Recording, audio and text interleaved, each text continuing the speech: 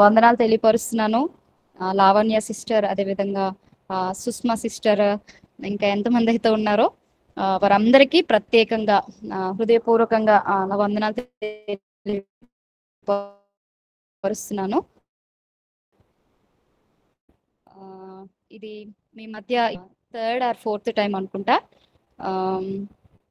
ఆన్లైన్లో ఈ రీతిగా దేవుని వాక్యాన్ని పంచుకోవటం ఇదే మొట్టమొదటిసారి. మరి ఇది ఒక మెమొరీగా నాకు ఉంటుంది. అది అగాపే గాస్పల్ టీం ద్వారా మరి ఆన్లైన్లో మొట్టమొదటి ఫస్ట్ సర్మన్ ఈ రీతిగా మీతో పంచుకోవటం దేవుడు ఇచ్చిన భాగ్యం, అవకాశంగా నేను భావిస్తున్నాను. ప్రత్యేకంగా అగాపే గాస్పల్ టీం కూడా వందనాలు తెలియపరుస్తున్నాను. దేవుడు నిజంగా ఇస్తున్న అవకాశాలను బట్టి, దేవుడు అనుగ్రహిస్తున్న ఈ తరుణాలను బట్టి దేవుడిని గణపరుస్తున్నాను. Thank you sister, thank you for inviting me. ఈరోజు దేవుని మాటలు వినటానికి మీరు అందరూ సిద్ధంగా ఉన్నారని నేను నమ్ముతున్నాను. అయితే ఎంతకంటే ముందు ఒక్కసారి మీ కెమెరాస్ ఆన్ చేసుకుంటారా? మీ మైక్స్ ఆన్ చేసుకొని ప్రైజ్ ది లార్డ్ కానీ, హల్లెలూయా కానీ ఏదో ఒకటి, అంటే మీరు అందరూ ఎలర్ట్గా ఉన్నారా లేదా అన్నది చిన్నది జస్ట్ చెక్ చేయడానికి మాత్రమే. Praise the lord sister. Hallelujah. Praise the lord sister. Okay, praise the lord అక్క. Praise the lord. Okay, thank you. ప్రతి ఒక్కరికి వందనాలు.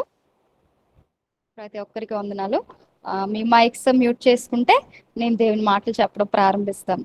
Thank you. ఈరోజు మరి దేవా, నీ పిల్లలతో ఏ మాట చెప్తే వారు ఆత్మీయంగా బలపరచబడతారు, ఏ మాట మాట్లాడమంటావు అని దేవుని సన్నిధిలో ప్రార్థించినప్పుడు దేవాతి దేవుడు నా హృదయంలో పెట్టిన కొన్ని ఆలోచనలు మీ ముందు పంచుకోవడానికి నేను ఇష్టపడతాను. ఎక్కువ సమయం నేను తీసుకోను. టైం 8:05 అయింది. త్వరగా నేను ముగిస్తాను. కాకపోతే అందరూ శ్రద్ధగా దేవుని మాటలు వినటానికి ప్రయత్నించండి.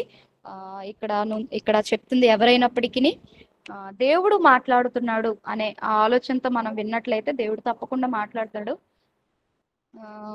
ఏదో ఉన్నతంగా ఘనంగా వాడబడుతున్న సేవకులకే కొంతమంది వాళ్ళు వాక్యాలు చెప్తేనే వింటారు. కొంతమంది అలా ఉంటారు. ఎవరు మాట్లాడినా, ఎవరు దేవుని వాక్యాన్ని బోధించినా శ్రద్ధతో ఇది దేవుని మాట, దేవుడు మాట్లాడుతున్న మాట అనే ఆలోచనతో వింటారు. కనుక మీరందరూ కూడా అదే ఆలోచనతో వినాలి అని, ఆత్మీయంగా బలపరచబడాలని నా ఆశ. రూతు గ్రంథము 1వ అధ్యాయము. మీ దగ్గర ఒకవేళ బైబిల్ ఉంటే తెరిచి చూడండి. రూతు గ్రంథము 1వ అధ్యాయము 19 నుండి 21 వచనాలు చదువుకుందాం. 19 నుండి 22 వచనాలు చదువుకుందాం.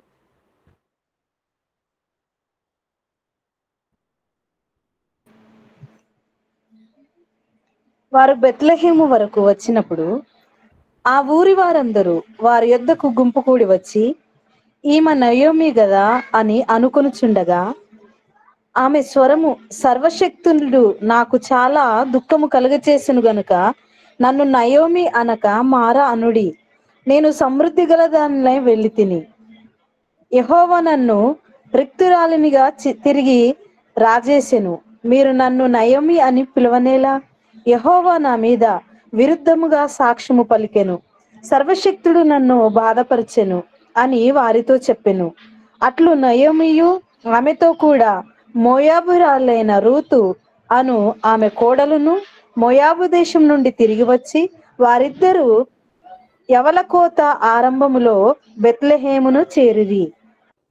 దేవుడు ఈ పరిశుద్ధ వాక్యము మన వినికిడిలో దీవించును గాక. ఒక చిన్న ప్రార్థన చేసుకుందాం. పరిశుద్ధుడా, ప్రేమ కలిగిన తండ్రి, జీవం కలిగిన దేవా, మీకు వందనాలయ్యా. అయ్యా, ఈ రాత్రికాల సమయంలో నీ మాటలు నీ పిల్లల ఎదుట పంచుకుంటుండగా నీవే మా అందరితో మాట్లాడండి.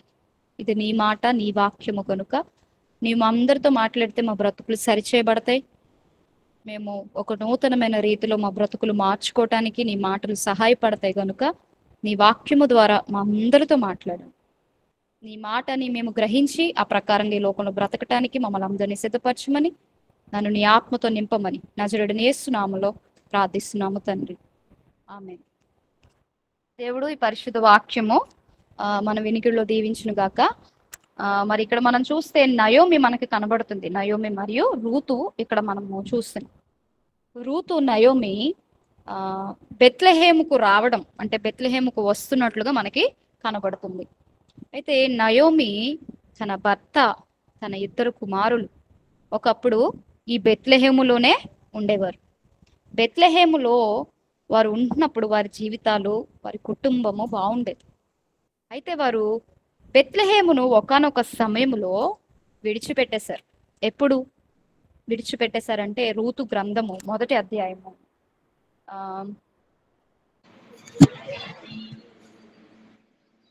1వ వచనం చదువుకుందాం. న్యాయాధిపతులు ఏలిన దినములందు దేశంలో కరువు కలుగగా యూదా బెత్లెహేం నుండి ఒక మనుష్యుడు తన భార్యను తన 2 కుమారులను వెంటబెట్టుకుని మోయాబు దేశమునకు కాపురమునుటకు వెళ్ళెను. చాలండి, చాలు. ఇక్కడ నయోమి మరియు తన భర్త, తన 2 కుమారులు ఈ బెత్లెహేములో ఏం కలిగింది? కరువు కలిగిందంట. ఆ కరువు కలిగిందని వారు ఎక్కడికి వెళ్ళారు? మోయాబు దేశానికి వెళ్ళిపోయారు. మోయాబు దేశానికి వెళ్ళిపోయారు. చాలా వరకు మీకు తెలిసే ఉండొచ్చు. బెత్లెహేం అనగా రొట్టెల గృహమని, బెత్లెహేం అనగా దేవుని ఇల్లని, బెత్లెహేము అనగా సమృద్ధి కలిగిన ప్రదేశం అని మీలో చాలా మందికి తెలిసే ఉంటుంది.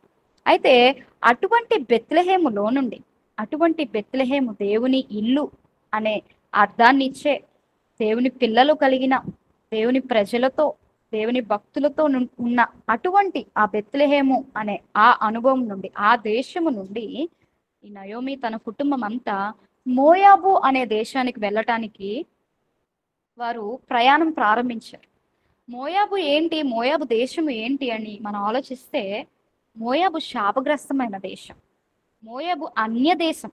మోయాబు దేవుని ఎరుగని పిల్లలు కలిగి ఉన్న దేశం. అయితే అటువంటి దేశానికి వారు బెత్లెహేమును విడిచిపెట్టి వెళ్ళిపోవటానికి ఇష్టపడుతున్నారు. బెత్లెహేము అనగా దేవుని ఇల్లు అని చెప్పాను కదా, దేవుని సంబంధించిన ప్రజలు కలిగిన ప్రాంతం అని చెప్పాను కదా. ఆ ప్రాంతాన్ని విడిచిపెట్టడానికి వారు ఇష్టపడ్డారు. ఎందుకంటే బెత్లెహేములో వారికి కరువు కలిగిందంట. మనం చదువుకున్నట్లుగా ఇప్పుడు వారు దినముల యందు దేశంలో కరువు కలిగిందంట. అంటే కరువు కలిగినప్పుడు ఆ కరువులో వారు బెత్లెహేములో ఉండకుండా, బెత్లెహేములో ఎంతమంది అయితే ఉన్నారో వారి వలె వారు నిలకడగా అక్కడ ఉండకుండా బెత్లెహేమును విడిచిపెట్టేశారు. బెత్లెహేమును విడిచి మోయాబు దేశానికి వెళ్ళిపోయారు. చాలాసార్లు ఇది మన స్పిరిచువల్ లైఫ్కి మనం అప్లై చేసుకున్నట్లయితే, మన ఆత్మీయ జీవితానికి మనం దీన్ని ఒకసారి అప్లై చేసుకున్నట్లయితే, మనం కూడా చాలా సార్లు ఏం చేస్తూ ఉంటామంటే ఐగుప్తు, లోకము, మోయాబు, పాపము ఇటువంటి వీటి వైపుకు వెళ్ళిపోతుంటాము. బెత్లెహేము వంటి దేవుణ్ణి విడిచిపెట్టేస్తుంటాం. ఇక్కడ వారికి కరువు కలిగినప్పుడు దేవుణ్ణి, బెత్లెహేమును విడిచిపెట్టేశారు. మనకు కూడా కష్టాలు వచ్చినప్పుడు, కలవరాలు వచ్చినప్పుడు, కరువులు కలిగినప్పుడు, కన్నీళ్లు కలిగినప్పుడు, శ్రమలు కలిగినప్పుడు ఏం చేస్తుంటామంటే, బెత్లెహేం అంటే ఇంకా దేవుని ఇల్లు, దేవునికి సంబంధించింది. అంటే దేవుణ్ణే మనము ఏం చేస్తూ ఉంటాం అంటే విడిచిపెట్టేస్తుంటాం. అయితే దేవుడు ఈ రాత్రికాల సమయంలో మాట్లాడాలనుకుంటున్నారు ఏంటంటే, నీవు బెత్లెహేములో నా మార్గాల్లో నాలో జీవించడం ద్వారా ఒకవేళ నీకు కరువు కలుగుతుందా, కష్టం వస్తుందా, నష్టం వస్తుందా, ఏదైనా నువ్వు ఎలా ఉండాలంటే విడిచిపెట్టకుండా, ఆ ప్రభు వారిని విడిచిపెట్టకుండా, నయోమి ఏ రీతిగా అయితే బెత్లెహేమును విడిచిపెట్టేసిందో, తన భర్త బిడ్డలు విడిచిపెట్టేశారు, అలాగే మనం కూడా విడిచిపెట్టేస్తే నయోమి విడిచిపెట్టిన దానికి మూల్యము చెల్లించుకుంది. తన భర్త చనిపోయారు, తన 2 కుమారులు చనిపోయారు. మోయాబు దేశానికి వెళ్ళి ఏదో మేలు పొందుకుందాం అనుకున్నారు, కానీ మోయాబు దేశానికి వెళ్ళి వారు మేలు పొందుకోలేదు కదా. దానికి వ్యతిరేకంగా ఏమైపోయిందంటే మొత్తం నష్టపోయారు. వాళ్ళు కరువు నుండి తప్పించుకుందామని వెళ్ళారు, కానీ మనుషులే లేకుండా పోయారు. పురుష మగ తోడు లేని పరిస్థితి, మగ దిక్కు లేని పరిస్థితిలోనికి వారు వెళ్ళిపోయారు. పురుషులే వారి గృహంలో లేనట్టుగా 2 కుమారులు, భర్త చనిపోవడం మనం చూస్తాం. అంటే బెత్లెహేము కరువులో, చిన్న కరువులో ఏదో మోయాబుకు వెళ్ళి సుఖపడదాం, మోయాబుకు వెళ్ళి మనం ఈ కరువు నుండి తప్పించుకుందాం అని వెళ్ళారు, కానీ ఆ మోయాబుకు వెళ్ళడం ద్వారా వారు నష్టపోయారు. మనం కూడా కష్టాలలో, కన్నీళ్లలో, కలవరాలలో, చిన్న చిన్న శ్రమలలో, చిన్న శ్రమలైనా పెద్ద శ్రమలైనా, అటువంటి శ్రమలలో మనము దేవుణ్ణి విడిచిపెడుతున్నామేమో ఒక్కసారి పరీక్షించుకోవాలి. దేవుణ్ణి విడిచిపెట్టే వారంగా మనం ఉంటే నష్టపోతాం. ఒక రోజు బాగున్నా తర్వాత దేవుణ్ణి విడిచిపెట్టే జీవితము, దేవుడు లేని జీవితము ఏంటంటే నష్టమే. మనము కొన్ని రోజులు బాగానే ఉంది అనుకున్నట్లుగా ఉంటది. కొంతమంది జీవితాలు ఏంటంటే చిన్న కష్టం వస్తే దేవుడు నమ్ముకున్నాను, దేవుడు నమ్ముకున్న తర్వాత కష్టాలు ఎక్కువైపోయి వద్దులే అని చెప్పి చాలా మంది ఏం చేస్తుంటారంటే దేవుని విడిచిపెట్టి మళ్ళీ లోకంలో కలిసిపోతుంటారు.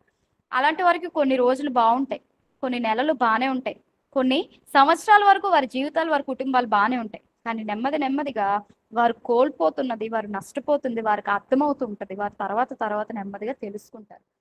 కనుక ఈరోజు మనం దేవుని సన్నిధిలో ఒక తీర్మానం తీసుకోవాలి. ఏంటంటే, దేవా, కరువైనా, కష్టమైనా, కన్నీరైనా, ఏదైనా నయోమి బెత్లెహేమును విడిచిపెట్టేసినట్లుగా నేను విడిచిపెట్టను, నిన్ను విడిచిపెట్టను, నిన్ను పట్టుకుంటాను, నీతోనే ఉంటాను అని దేవుని సన్నిధిలో మనం తీర్మానం చేసుకోవాలి. లూకా సువార్త 10వ అధ్యాయము 30వ వచనంలో ఒక మనుష్యుని మనం అక్కడ చూస్తాం. లూకా సువార్త 10వ అధ్యాయము 30వ వచనం.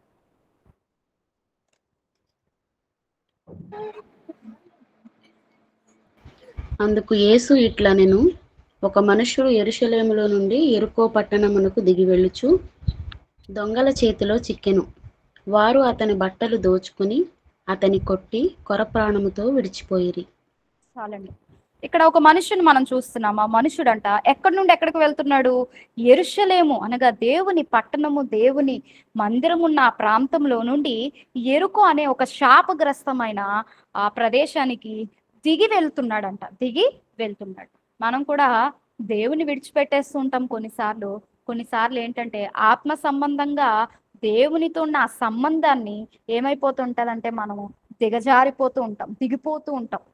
ఒకప్పుడున్న భక్తి, ఒకప్పుడున్న ప్రార్థన, ఒకప్పుడున్న విశ్వాసము, ఒకప్పుడున్న ఆ ఆసక్తి, ఒకప్పుడున్న ఆ దేవునితో మాట్లాడాలి అనే ఆ ఆలోచన, ఆ శ్రద్ధ, ఆ ఇష్టము, ఆ ఆకలి, ఆ తృష్ణ, ఆ కోరిక మళ్ళీ ఏమైపోతుంటదంటే రోజు పడ్డా కొద్దీ కొంతమంది, అందరూ కాదు, కొంతమంది ఏం చేస్తూ ఉంటారంటే వారి ఆత్మీయ స్థితిలో దిగజారిపోతూ ఉంటారు, ఆత్మ సంబంధంగా దిగజారిపోతూ ఉంటారు, ఆత్మీయంగా దిగజారిపోతుంటారు. ఇక్కడ ఈ వ్యక్తి ప్రభు చెప్తూ అంటున్నారు, ఒక మనుషుడు ఉన్నాడు, యెరూషలేములో చక్కగా ఉండొచ్చు, ఆ ఆత్మీయ ఆ సంబంధము కలిగి ఆత్మ సంబంధంగా చక్కగా అక్కడ ఉండొచ్చు. కానీ ఆ యెరూషలేములో నుండి ఆయన యెరికో అనే ఈ ప్రాంతానికి ఏమైపోయాడంటే దిగాడంట. అంటే ఆయన దిగడము మనం చూస్తున్నాం. అలా దిగడం వలన ఆయన దొంగల చేతిలో చిక్కబడ్డాడు, కొట్టబడ్డాడు, ప్రాణముతో తన జీవితమే ఏమైపోయిందంటే నష్టపోయింది. మనము కూడా ఆత్మ సంబంధంగా, ఆత్మీయంగా లేదా దేవుని సంబంధించిన విషయాలు చాలాసార్లు ఏమవుతూ ఉంటామంటే దిగజారిపోతూ ఉంటాం. అలా దిగజారిపోయినప్పుడు ఒకప్పుడు భక్తి, ఒకప్పుడు ప్రార్థన మనలో కరువైపోతూ ఉంటుంది. అలాగా కరువు అవుతున్నప్పుడు మనలోనికి ఏమొస్తుందంటే దొంగ అపవాది వచ్చి మనల్ని దోచుకుంటాడు, అపవాది వచ్చి మనల్ని నష్టపరచడానికి చూస్తాడు. కనుక ఈరోజు దేవునితో మనం చేసుకోవాల్సిన తీర్మానం ఏంటంటే, ప్రవ్వా, నేను నిన్ను విడిచిపెట్టను, ఆత్మ సంబంధంగా నా సహవాసము నీతో ఎప్పుడు నేను విడిచిపెట్టను, నేను నీతో ఉంటాను, నా ఆత్మీయ సంబంధాన్ని కానీ నీతో ఉండే ఆ సంబంధాన్ని కానీ నిన్ను కానీ నేను విడిచిపెట్టను ప్రవ్వా అని మనము తీర్మానం చేసుకోవాలి. ఆత్మీయంగా ఆత్మీయంగా అంతస్తులు ఉంటాయి.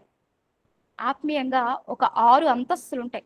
ఈ 6 అంతస్తులలో మనము రోజు రోజుకి ఆత్మీయంగా మన అంతస్తు, మన స్థితి, మన స్థాయి పెరగాలి కానీ, ఎదగాలి కానీ మనం ఏం చేస్తూ ఉంటామంటే ఉంటే ఒకే పొజిషన్లో అలానే స్టాండర్డ్గా, కన్సిస్టెన్సీగా అక్కడే అలానే ఉండిపోతాం. కొంతమంది దిగిపోతూ ఉంటారు, కొంతమంది ఎక్కుతూ ఉంటారు.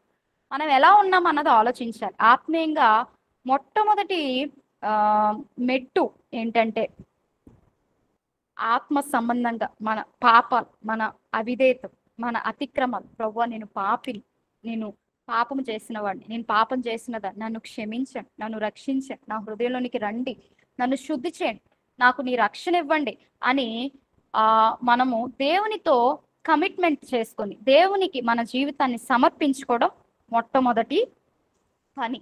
రెండో పని ఏంటంటే రక్షించబడటం మొట్టమొదటి పని, దేవునికి మన హృదయాన్ని ఇవ్వటం మొట్టమొదటి పని.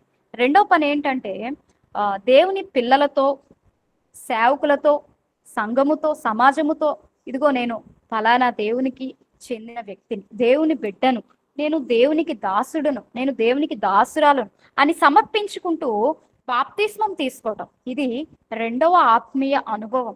మూడో ఆత్మీయ అనుభవం ఏంటంటే రక్షించబడిన తర్వాత, బాప్తిస్మం తీసుకున్న తర్వాత యథావిధిగా ప్రతిరోజు, ప్రతి వారం బైబిల్ చదవడం, ప్రతి వారం మందిరానికి వెళ్ళడం, ప్రతిరోజు బైబిల్ చదువుకోవడం, ప్రార్థన చేసుకోవడం, ఇదంతా ఏంటంటే మూడవ ఆత్మీయ అంతస్తు. చాలా మంది క్రైస్తవులు ఈ మూడవ ఆత్మీయ అంతస్తులోనే మిగిలిపోతుంటారు, ఈ మూడవ స్టేజ్లోనే ఉండిపోతుంటారు. రక్షించబడతారు, బాప్తిస్మం తీసుకుంటారు, ప్రతిరోజు వాక్యం చదువుతారు, బైబిల్ చదువుకుంటారు, ప్రేయర్ చేసుకుంటారు, దేవుని మందిరానికి వెళ్తారు, అంతే, ఇక్కడితో అయిపోయింది, ఇదే భక్తి అనుకుంటారు. కానీ కాదు, ఇంకా ఆత్మీయ అంతస్తు ఇంకా పైకి మనం ఎదగాలి. నాలుగో అంతస్తు ఏంటంటే పరిశుద్ధాత్మ శక్తితో మనం నింపబడాలి, పరిశుద్ధాత్మ శక్తితో నడిపింపబడుతుంటారు, పరిశుద్ధాత్మ శక్తి చేత వారు లీడ్ చేయబడుతుంటారు, దేవుని ఆత్మ కార్యాలు వారి ద్వారా జరుగుతూ ఉంటాయి. ఐదవదిగా ఏంటంటే దేవుని దర్శనాలు, దేవుని ముఖాముఖిగా చూడటం, దేవుని మాటలు వినటం, దేవుని స్వరము వినటం, దేవుణ్ణి వారు దర్శనాల రూపముగా, స్వరము రూపముగా, దేవుని స్పర్శను వారు తెలుసుకుంటూ ఉంటారు. ఈ ఆత్మీయ అనుభవంలోనికి రావటానికి ఆషామాషిగా సాధారణంగా అందరికీ ఇటువంటి ఆత్మీయ అనుభవం వచ్చేది. ఎంతో మంది భక్తులు దేవుని స్వరం వినటానికి, దేవుని మాటలు వినడానికి, దేవుని దర్శనాన్ని చూడటానికి ఎన్నో సంవత్సరాలు, ఎన్నో గంటలు, ఎన్నో రోజులు, ఎన్నో నెలలు ప్రార్థనలలో ప్రభువా నీ స్వరం మాకు వినిపింపజే, నీవు మాకు కనబడు, నీవు మమ్మల్ని దర్శించు, నీవు మమ్మల్ని నీ స్పర్శ చేత సంధించు అని కన్నీళ్లతో ప్రార్థించి అటువంటి దర్శనాలు పొందుకున్న వ్యక్తులు, సేవకులు, భక్తులు ఎంతో మంది ఉన్నారు. అది ఐదవ అనుభవం, దేవుని దర్శనాలు, దేవుని స్వరాన్ని వినే అనుభవం. ఆరవ అనుభవము దేవునిలా మనం మారిపోవడం. అంటే క్రీస్తు యేసు మనస్సు, క్రీస్తు యేసు వంటి ప్రేమ, క్రీస్తు యేసు వంటి మాట, క్రీస్తు యేసు వంటి హృదయము, క్రీస్తు యేసు వంటి ప్రవర్తన మనలోనికి వచ్చేస్తుంది. అది ఆఖరి ఆత్మీయ అటువంటి అనుభవం. అలాంటి అనుభవంలోనికి, అంత ఆత్మీయ అంతస్తు, అంత ఉన్నతమైన మెట్టు మనం ఎక్కే వరకు రోజు రోజు ఏం చేస్తూ ఉండాలంటే ఆత్మ సంబంధంగా మనం ఎదగటానికి ప్రయత్నిస్తూ ఉండాలి. మనం ఆలోచిస్తే చాలా వరకు కొంతమంది ఒకటో స్టేజ్లోనో, రెండో స్టేజ్లోనో, మూడో స్టేజ్లోనో ఉంటారు, ఇంకా అక్కడితో ఇదే భక్తి అనుకుంటారు. కానీ కాదు, భక్తి ఆత్మీయత మనం రోజు పడ్డా కొద్దీ నేర్చుకుంటూ, ఆత్మ సంబంధంగా ఎదుగుతూ, దేవుని మార్గాల్లో ముందుకి కొనసాగుతూ ఉండాలి. అండ్ అయితే నేను ఇప్పుడు ఏం చెప్పాలి అనుకుంటున్నానంటే మీతో, మన ఆత్మీయ సహవాసము, మనము ఆత్మీయముగా ఎప్పుడు దిగజారిపోకూడదు, ఎప్పుడు పైకే ఎదగాలి కానీ, పైకే వెళ్ళాలి కానీ ఆత్మీయంగా మనం ఎప్పుడు కిందకి వెళ్ళిపోకూడదు. ఆ యెరూషలేము నుండి యెరికోకు ఆయన దిగి వెళ్తున్నట్లుగా మనము మన జీవితాల్లో, మన భక్తిలో, మన ప్రార్థనలో, మన విశ్వాసములో, మన సాక్ష్య జీవితం, మన విశ్వాస జీవితం ఏమైపోకూడదంటే దిగిపోకూడదు. మన ఆత్మీయ స్థితి దిగిపోకూడదు. ఏమవ్వాలంటే పైకి ఆత్మీయంగా ఎదుగుతూ ఉండాలి. ఈరోజు దేవునితో మనం చెప్పాలి, ప్రభువా నేను నిన్ను విడిచిపెట్టను, నా ఆత్మ సంబంధమైన జీవితాన్ని కూడా నేను విడిచిపెట్టను, దేవునితో కలిగి ఉన్న ఆత్మీయ సంబంధాన్ని నేను విడిచిపెట్టను అనే ఆ తీర్మానము మనం చేసుకున్నట్లయితే నిజంగా మనము ఆశీర్వదించబడతాం, నిజముగా మనము దీవించబడతాం. ఆదికాండము 13వ అధ్యాయం, మనము దేన్ని విడిచిపెట్టకూడదు అనే మాట నేను మీతో ఈరోజు మాట్లాడుతున్నాను.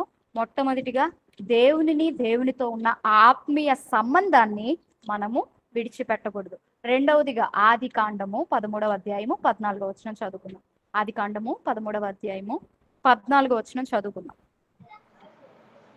లోతు అబ్రహామును విడిచిపోయిన తరువాత యెహోవా, ఇదిగో నీ కన్నులెత్తి నీవు ఉన్న చోటు నుండి ఉత్తరపు తట్టు, దక్షిణపు తట్టు, తూర్పు తట్టు, పరమ తట్టు చూడుము. ఎందుకనగా నీవు చూచుచున్న ఈ దేశమంతటిని నీకును నీ సంతానమునకు సదాకాలం ఇచ్చేదను. చాలండి, చాలు. ఇక్కడ మనం చూస్తే లోతు అబ్రహామును విడిచి అని మనం చూస్తున్నాం. లోతు ఎవరిని విడిచాడంటే అబ్రహామును విడిచాడు. ఎందుకు విడిచిపెట్టాడు అంటే అంతవరకు అబ్రహాముతోనే ఉన్నాడు. కానీ ఆ అబ్రహాము పశువుల కాపరులకు, లోతు పశువుల కాపరులకు కలహం ఉంది. అక్కడ యుద్ధం వచ్చింది. అక్కడ పరిస్థితి ఏం బాగలేదు. వారికి వీరికి పడట్లేదు. కనుక అబ్రహాం అంటాడు, లోతు నా కుమారుడా, తన తమ్ముని కుమారుడు గనుక కుమారుని లానే ఉంటుంది కాబట్టి కుమారుడే గనుక నా కుమారుడా నువ్వు నన్ను విడిచి వెళ్ళు. నీకు నచ్చిన ప్రాంతం, నీకు ఏదైతే వెళ్ళాలనిపిస్తుందో, ఎటు వెళ్ళాలనుకుంటున్నావు నువ్వు చూస్ చేసుకో, నువ్వు అటు వెళ్ళిపో. నువ్వు ఏదైతే విడిచిపెడతావో ఆ మార్గంలో నేను వెళ్తాను అని లోతుతో అబ్రహాము చెప్పినట్టుగా మనం చూస్తాం. అయితే అబ్రహాం అలా చెప్పినప్పుడు లోతు ఏమాత్రము అయ్యా నేను నిన్ను విడిచిపెట్టను, ఎందుకంటే దేవుని చేత నువ్వు నడిపింపబడుతున్నావు. దేవుడు నీకు చెప్పాడు, ఇదిగో నేను నీకు ఒక దేశాన్ని చూపిస్తాను, నేను నిన్ను ఒక దేశానికి నడిపిస్తాను, నేను నీకు సంతానం ఇస్తాను, నేను నిన్ను ఆశీర్వదిస్తాను. ఇలా దేవుని వాగ్దానము చేత నువ్వు నడిపించబడుతున్నావు. దేవుడు నీ తోడు ఉన్నాడు, దేవుడు నిన్ను నడిపిస్తున్నాడు, దేవునితో సహవాసం నువ్వు కలిగి ఉన్నావు కనుక నేను నిన్ను విడిచిపెట్టను.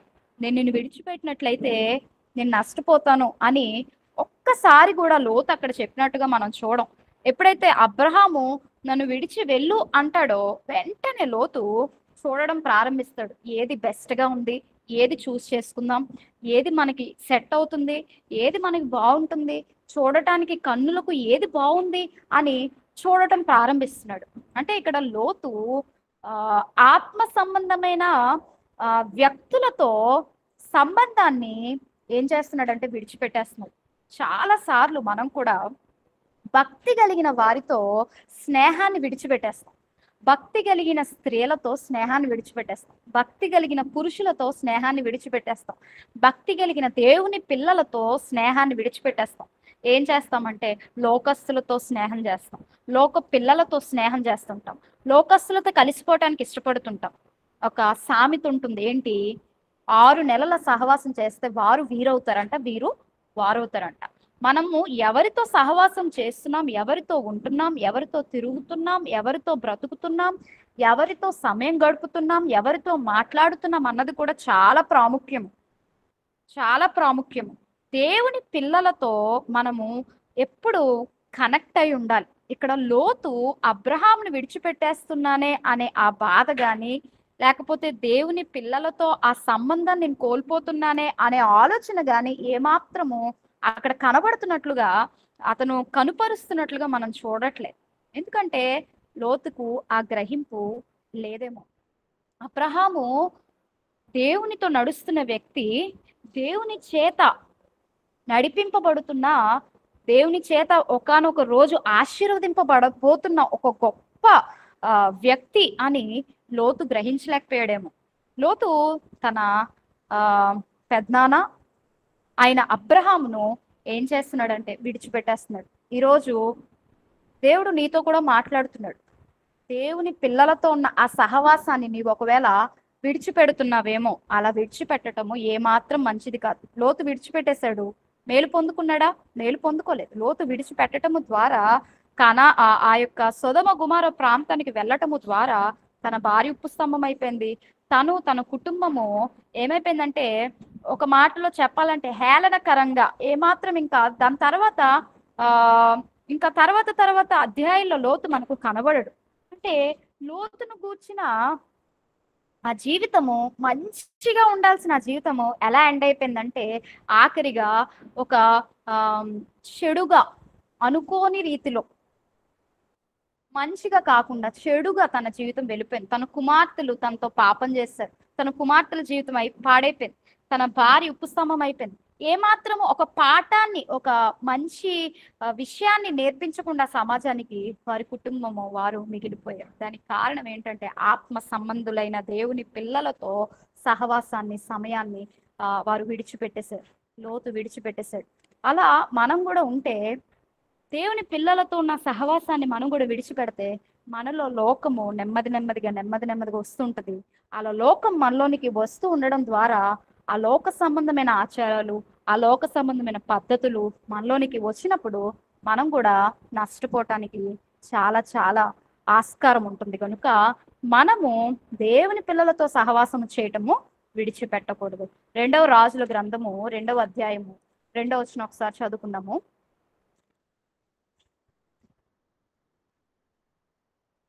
2వ రాజులు 2వ అధ్యాయము 2వ వచనం. ఏలియా, యెహోవా నన్ను బేతేలునకు పొమ్మని సెలవిచ్చి ఉన్నాడు గనుక నీవు దయచేసి ఇక్కడ ఉండమని ఎలీషాతో అనెను. ఒక్క నిమిషం. ఇక్కడ మనము ఏలియా మరియు ఎలీషాని మనం చూస్తున్నాం. ఏలియా దైవజనుడు చెప్తున్నాడు ఎలీషాతో, అయ్యా దేవుడు నన్ను బేతేలుకు వెళ్ళమంటున్నాడు, నువ్వు ఇక్కడ ఉండు, ప్లీజ్ స్టే హియర్, నువ్వు ఇక్కడే ఉండు అని చెప్పాడు. దయచేసి ఏం చెప్పారు? దయచేసి ఇక్కడ ఉండు అని చెప్పినప్పుడు ఎలీషా ఏమంటాడు? యెహోవా జీవము తోడు, నీ జీవము తోడు, నేను నిన్ను విడువను. ఇదే మాట అబ్రహాముతో లోతు ఆ రోజు చెప్పుంటే బాగుండేదేమో. కానీ ఇక్కడ ఏలియాతో ఎలీషా చెప్తున్నాడు, అయ్యా యెహోవా జీవము తోడు, నీ జీవము తోడు, నేను నిన్ను విడిచిపెట్టను. దేవుని సేవకుడిని ఇక్కడ ఎలీషా ఏం చేయట్లేదంటే విడిచిపెట్టట్లేదు. బేతేలుకు నన్ను వెళ్ళమంటున్నాడు, నువ్వు ఇక్కడే ఉండు, దయచేసి నువ్వు ఇక్కడ ఉండు అంటే, అయ్యా నేను నిన్ను విడిచిపెట్టను, I will come with you, నేను నీతోనే వస్తాను, నేను నిన్ను విడువను అని ఆయన చెప్తున్నాడు. మరలా 4వ వచనంలో మనం చూస్తే ఇదిగో ఏలియా చెప్తున్నాడు, ఎలీషా యెహోవా నన్ను ఎరుకోకు వెళ్ళమంటున్నారయ్యా, నువ్వు దయచేసి ఇక్కడ ఉండు అని ఎలీషాతో చెప్పినప్పుడు మరలా ఎలీషా అంటున్నాడు, యెహోవా జీవము తోడు, నీ జీవము తోడు, నేను నిన్ను విడిచిపెట్టను, I will not leave you, నేను నిన్ను విడిచిపెట్టను అని ఎలీషా అంటున్నాడు. ఎరుకోకు వెళ్ళమంటున్నాడు, పోనీ ఈసారి నువ్వు ఉండు అంటే, ఈసారి కూడా నేను నిన్ను విడిచిపెట్టను దైవజనుడా అన్నాడు. మరలా 6వ వచనంలో మనం చూస్తే మరలా ఏలియా అంటున్నాడు, యెహోవా నన్ను యోర్దానికి వెళ్ళమంటున్నాడు అయ్యా, నువ్వు ఇక్కడ ఉండు అంటే మరలా ఎలీషా అంటున్నాడు, నేను నిన్ను విడువను, మన ఇద్దరం ప్రయాణమై వెళ్దాము, నేను మాత్రం నిన్ను విడిచిపెట్టనని ఆఖరి వరకు దైవజనుని విడిచిపెట్టకుండా ఎలీషా ఏలియాతోనే ఉన్నాడు. అలా ఉండటం వల్ల నేను మీకు చెప్పక్కర్లే, మీకు తెలిసే ఉండుండొచ్చు. అలా ఉండటం వలన ఏలియా ఆత్మను ఎలీషా పొందుకున్నాడు, రెండంతలుగా పొందుకున్నాడు. ఏలియా చేసిన సూచక క్రియల కంటే, అద్భుత క్రియల కంటే రెండంతలుగా డబల్ పోర్షన్ ఆయన పొందుకున్నాడు, డబల్ బ్లెస్సింగ్స్ ఆయన పొందుకున్నాడు. ఎందుకు అంటే దైవజనుని, దేవుని సేవకుని, దేవుని పిల్లలతో ఉండే ఆ సంబంధాన్ని ఎలీషా విడిచిపెట్టలేదు. ఈ రోజుల్లో ఎలా అయిపోయిందంటే, ఇలా అంటున్నానని మీరేం అనుకోవద్దు, సంఘాలు పెద్ద మందిరాలుగా అయిపోవడం వల్ల దైవజనునితో చాలా మందికి ఏంటంటే కనెక్షన్ లేదు. దైవజనునికి ఆ వస్తున్న వారి పేరు తెలియదు, వారి కుటుంబ పరిస్థితులు తెలియదు, వారి సమస్యలు తెలియవు, వారు దేనికి సంబంధించిన కుటుంబము, వారి బిడ్డలు ఎంతమంది, వారి సమస్యలు ఏంటి, వారి కుటుంబం ఎక్కడి నుండి వస్తుంది, వారి ప్రార్థన అవసరతలు ఏంటి, ఇవేమీ తెలియదు. అంటే ఎక్కువ సంఘం ఉండడం వల్ల అది మైనసే. కానీ నేనేం చెప్పాలనుకుంటున్నానంటే, ఒకప్పుడు కాలంలో ఎలా ఉండేదంటే దైవజనుడు ప్రతి ఒక్కరి పేరు, ప్రతి ఒక్కరి సమస్య, ప్రతి ఒక్కరి కుటుంబము కొరకు ప్రార్థించే దైవజనులు ఉండేవారు. ఇప్పుడు కూడా చాలా మంది దైవజనులు, అలాంటి దైవజనులు ఉన్నారు. అంటే మనం అనుకుంటాం పెద్ద సంఘం కలిగిన సేవకుడు మా సేవకుడు అని చెప్పుకుంటే బాగుంటుంది, ఆ సేవకుల దగ్గరికి, ఆ సంఘం దగ్గరికి వెళ్తే బాగుంటుంది అనుకుంటాం. వెళ్ళడం మంచిదే, కానీ మన కొరకు ప్రార్థించే దైవజనుడిని మనం కలిగి ఉండటము, అటువంటి దైవజనుల ఆధ్వర్యములో, అటువంటి దైవజనుల చేతి క్రింద మనము అనేకమైన విషయాలు నేర్చుకోవటము చాలా చాలా ప్రాముఖ్యం. అప్పట్లో ఎలా ఉండేదంటే, ఒక దైవజనుడు ఎక్కడికైనా సువార్త పని నిమిత్తం కానీ, లేకపోతే దేవుని వాక్యం చెప్పటం కొరకు కానీ వెళ్తే 2-3 వెనక వెళ్ళేవారు. ఈ రోజులు ఎలా అయిపోయాయంటే దైవజనులు ఒక్కరే వెళ్లాల్సి వస్తుంది. ప్రవీణ్ పగడాల గారి విషయం మన అందరికీ తెలిసిందే. ఆయన ఒక్కరే వెళ్ళారు. ఆయనతో పాటు ఎవరైనా ఒక్కరు వెళ్ళుంటే ఆయన ఎలా చనిపోయారో, ఏమైందో, పరిస్థితి అక్కడ ఏంటో మనకు అర్థమయ్యేది, తెలిసేది. అంత క్వశ్చన్ మార్క్ మనకు ఉండేది కాదు. అంటే నేను ఈ పరిస్థితులు అన్నిటి ద్వారా ఏం చెప్పాలనుకుంటున్నానంటే, ఏది ఏమైనా దైవజనుల్ని మనం విడిచిపెట్టకూడదు. అంటే క్రైస్తవ్యం రోజు రోజుకి విస్తరిస్తుంది, ఎంతో మంది దేవుని నమ్ముకుంటున్నారు. కానీ దైవజనుని వెన్నంటుంటే, దైవజనుడా, దేవుని సేవకుడా, మేము నీతో పాటు ఈరోజు మీతో పాటు పరిచర్యకు వస్తాం, మీతో మేము సహకారంగా ఉంటాం, మీతో మేము ఈరోజు పరిచర్యలు ఏకీభించడానికి ఇష్టపడుతున్నాం, ఇలా చెప్పేవారు ఎంతమంది ఉన్నాము అన్నది మనం పరీక్షించుకోవాలి. దైవజనులు విడిచిపెట్టేవారుగా మనం ఉండకూడదు. దైవజనులతో ఉన్న ఆ సంబంధము, ఆ సహవాసాన్ని మనం విడిచిపెట్టేవారుగా ఉండకూడదు. ఏలియాను ఎలా అయితే ఎలీషా విడువను అని ఆ తీర్మానం తీసుకున్నాడో, ఈరోజు మీరు ఏ మందిరానికి వెళ్ళినా, అది పెద్ద మందిరమైనా చిన్న మందిరమైనా, మీరు మీ దైవజనునికి సహకారిగా, మీ దైవజనుని వెన్నంటే ఉంటూ, మీ దైవజనుని విడిచిపెట్టకుండా ఉన్నట్లయితే నిజంగా నిజంగా అది ఆశీర్వాదమే. అది ఆశీర్వాదం. నేను చెప్పగలను, మా నాన్నగారు దైవజనునితోనే ఉండేవారు. దైవజనునితో సువార్త ప్రకటించడానికి, దైవజనునితో దేవుని కార్యాలకు వెళ్ళడానికి, దేవుని వాక్యాన్ని ప్రకటిస్తున్న ప్రాంతాలకు దైవజనునితో వెళ్ళడం. ఒకప్పుడు దేవుని సేవకులంటే భయం, ఒకప్పుడు దేవుని సేవకులంటే వారి మాట అంటే భయం. ఇప్పుడు ఏంటంటే టీవీ ఆన్ చేస్తే వాక్యాలు, అందరూ దేవుని వాక్యం చెప్పే ఆ జ్ఞానము, ఆ ఆత్మశక్తి దేవుడు ఇచ్చాడు. దేవుని వాక్యం చెప్పడం తప్పు కాదు. దేవుడు ఎవరికి సామర్థ్యత, జ్ఞానము, ఆయన కృప, ఆయన తలాంత ఇస్తే చెప్పచ్చు. చెప్పేసి నచ్చినట్టు జీవిస్తే అది కరెక్ట్ కాదు. ఈ రోజుల్లో ఎలా అయిపోతుందంటే, అందరూ ఎలా ఉన్నారని నేను చెప్పను, కానీ చాలా వరకు అందరూ చాలా వరకు కొంతమంది ఎలా ఉంటున్నారంటే, బోధిస్తున్నారు, బోధించిన తర్వాత అది క్రియల్లో చూపించలేకపోతున్నారు, అది క్రియల్లో ఉండట్లేదు. దైవజనులు, సేవకులు, సంఘాలు అన్ని విస్తరించిపోవడం వల్ల ఈ రోజుల్లో ఏంటంటే సేవ, పరిచర్య వీటి మీద విలువ, గౌరవించడం తగ్గిపోయింది. వేల మంది సంఘం కలిగిన సేవకుల వాక్యాలు వినటానికి ఇష్టపడుతున్నారు, అలాంటి సేవకుల సంఘాలకి వెళ్ళడానికి ఇష్టపడుతున్నారు. కానీ నేను ఏం చెప్పాలనుకుంటున్నానంటే, ఎంతమంది వస్తున్నారు, ఎంతమంది కలిగిన సంఘం కలిగిన సేవకుడు, ఇవన్నీ కాదు.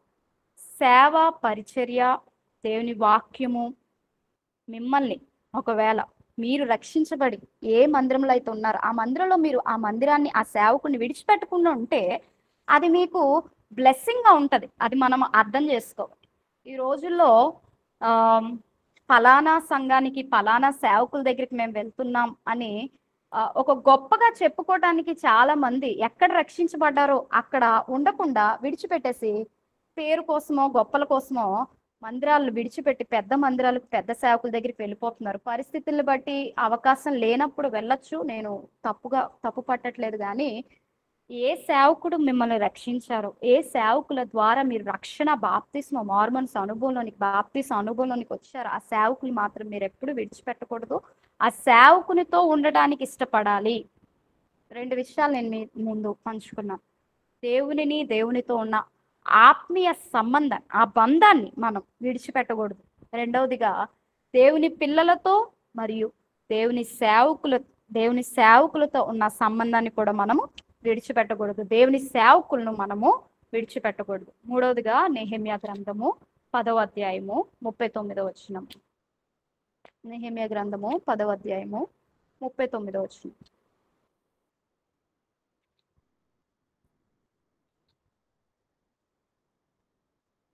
ఆఖరి మాట, మా దేవుని మందిరమును మేము విడిచిపెట్టము. ఇది నిజంగా ఎంత అద్భుతమైన తీర్మానము, వీరు తీసుకున్న తీర్మానం. ఇదే తీర్మానము ఈ రోజుల్లో ప్రతి క్రైస్తవుడు, ప్రతి యవ్వనస్తుడు తీసుకుంటే ఎంత బాగుంటుందో అనిపించింది నాకు. మా దేవుని మందిరాన్ని మేము విడిచిపెట్టము. చాలాసార్లు చాలా మంది చిన్న సమస్య వస్తే మందిరాన్ని విడిచిపెట్టేస్తారు. చిన్న కష్టము, చిన్న అనారోగ్యం వస్తే మందిరాన్ని విడిచిపెట్టేస్తారు. నేను మందిరాన్ని విడిచిపెట్టడానికి ఇష్టపడను, నేను నా దేవుని మందిరాన్ని విడిచిపెట్టను అనే ఆ నిర్ణయం ఈ రోజు మనం అందరము తీసుకోవాలి. ఎందుకంటే ఇక్కడ నెహెమ్యా భక్తుడు చెప్తున్నాడు, నెహెమ్యా గ్రంథంలో మనం చదువుతున్నాము, మా దేవుని మందిరం మేము విడిచిపెట్టము. ఈ ఆలోచన, ఈ తీర్మానము ఈ రోజు మనం అందరము తీసుకున్నట్లయితే నిజముగా మనము దీవింపబడినట్లే. దేవుడు ఏమి ఇచ్చాడు? ఆజ్ఞ ఇచ్చాడు. ఏమని ఇచ్చాడు? విశ్రాంతి దినాన్ని పరిశుద్ధంగా ఆచరించడానికి జ్ఞాపకం చేసుకోమన్నాడు. 6వ దినాన్ని అనగా దేవుని పరిశుద్ధ దినాన్ని, ఆదివారాన్ని మనము ఏమాత్రము లోకానికి గాని, మనుషులకు గాని వేటుకో మనం ఇవ్వకుండా దేవుని మందిరంలోనికి వెళ్ళి ఆ సమయాన్ని దేవునికి ఇచ్చేసారు, దేవుని మందిరానికి ఇచ్చేసారు. చాలా మంది యవనస్తులు ఆదివారమే క్రికెట్ ఆడుకుంటూ ఉంటారు, ఆదివారమే పనులు పెట్టుకుంటూ ఉంటారు. యవనస్తులనే కాదు, చాలా వరకు అన్ని వయస్సుల వారు ఆదివారాన్ని, సండేని, చర్చిని అంత ప్రయారిటీగా ఎంచుకోరు. కానీ ఈరోజు నేను ఏం చెప్పాలనుకుంటున్నానంటే, మీరు చర్చిని ఎప్పుడైతే ప్రయారిటీగా ఎంచుకుంటారో, దేవుని మందిరాన్ని ఎప్పుడైతే ప్రాముఖ్యంగా, అది ఎంత ప్రాధాన్యమైనదో మనము తెలుసుకుంటామో, అప్పుడు నిజంగా మనం దీవించబడతాం. దేవుని మందిరాన్ని ప్రేమించిన వారిని దేవుడు ప్రేమిస్తాడు, అది నేను నమ్ముతాను. ఎందుకంటే దేవుని మందిరాన్ని అశ్రద్ధ చేయొద్దని, దేవుని మందిర పనిని అశ్రద్ధ చేయొద్దని, దేవుని మందిరాన్ని విడిచిపెట్టద్దని, దేవుని మందిరాన్ని అంటిపెట్టుకొని లేదా విశ్రాంతి దినాన్ని ఆచరించమని ఆయన అంత నిక్కచ్చుగా చెప్పారు. కనుక మనం ఆయన ఇచ్చిన ఆజ్ఞను నెరవేర్చడానికి ఇష్టపడాలి. లేవ్యకాండము 21వ అధ్యాయం 12వ వచనంలో ప్రభు చెప్తారు, అక్కడ యాజకులతో చెప్తూ అంటారు, లేవ్యకాండము 21వ అధ్యాయము 12వ వచనం.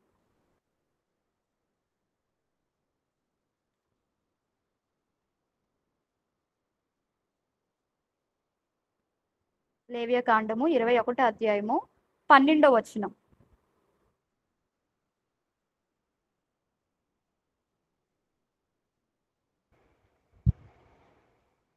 దాని అవయం లేవ్యకాండము 21వ అధ్యాయము 12వ వచనం. దేవుని అభిషేక తైలము అనడు కిరీటముగా అతని మీద ఉండును గనుక అతడు పరిశుద్ధ మందిరమును విడిచి వెళ్ళరాదు. తన దేవుని చాలండి, చాలు. అతడు పరిశుద్ధ మందిరమును విడిచి వెళ్ళరాదు, విడిచిపెట్టద్దు పరిశుద్ధ మందిరాన్ని అని దేవుడు ఆజ్ఞ ఇచ్చాడు. దేవుడు ఇచ్చినప్పుడు ఆజ్ఞ మనము దాన్ని శిరసా వహించాలి. పరిశుద్ధ మందిరాన్ని విడిచిపెట్టకూడదు. ఈరోజు దేవునితో చెప్పాలి, అయ్యా అనారోగ్యం వచ్చి ఇంకా మంచం మీద ఉండి నేను లేవలేను, నేను నడవలేను, నా వల్ల కాదు అన్నప్పుడు తప్ప నేను ఎప్పుడు నీ మందిరాన్ని విడిచిపెట్టను అని దేవుని సన్నిధిలో మనం ఈరోజు తీర్మానం తీసుకోవాలి. దేవుని మందిరాన్ని మనం విడిచిపెట్టకుండా దేవుని మందిరాన్ని అంటి పెట్టుకుని ఉంటే దేవుడు ఎంతో ఆశీర్వదిస్తాడు. ఒక సంఘటన మీ ముందు పంచుకోవాలని నేను ఆశపడుతున్నాను. ఒక వ్యక్తి అంట ప్రతిరోజు దేవుని మందిరానికి వెళ్తూ ఉండేవాడంట. ప్రతిరోజు ఒక సమయం పెట్టుకొని, పలానా ఈవినింగ్ 5 o'clock అన్నట్టు ఒక టైం పెట్టుకొని రోజు ఆ టైంకి వెళ్ళి దేవుని మందిరంలో మోకాళ్ళుని ప్రార్థిస్తూ ఉండేవారంట. అలా రోజులు, నెలలు, సంవత్సరాలు ఏ రోజు ఆయన స్కిప్ చేయలేదు, ఏ రోజు మిస్ అవ్వలేదు. ప్రతిరోజు దేవుని మందిరానికి వెళ్ళి ఆయన ప్రార్థిస్తూ ఉండేవారంట. అయితే ఒకరోజు అనుకోని రీతిలో ఆయనకి కొంచెం యాక్సిడెంట్ అయ్యి సిక్ అవడం జరిగిందంట. హాస్పిటల్ బెడ్ మీద ఉన్నారు. 5 ఆయన ఎప్పుడు వెళ్ళే టైం 5 o'clock అయింది. అల్లారం మోగుతుంది. ఆయన కన్నీళ్లు కార్చడం ప్రారంభించాడు.